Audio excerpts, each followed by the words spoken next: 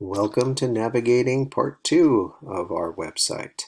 I wanted to quickly show how to find all of your username and information, and that would be here, Mr. S Classroom 254, and we're going to scroll down to Student Site Info.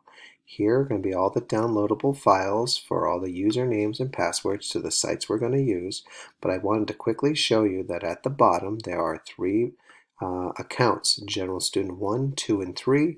Those are there for any siblings that would like to also log into those sites, and even friends or parents can use them to play against students in the game type accounts. And yeah, I just thought that that would be something nice. If you have any questions about them, please let me know. Back to our students here. What you'll need to do is download the file. If you've already done this, you would want to do it again because I've kind of changed them, made them better. And as you can see, these are going to be the very important sites that we're going to be using for the rest of the school year. Schoology, that's going to be our classroom hub. Khan Academy, ReadWorks, and Freckle, these are going to be sites where we're going to be doing work online that can be turned in. We then again have all the same old ones we had. SumDog, here is Epic, coding.org.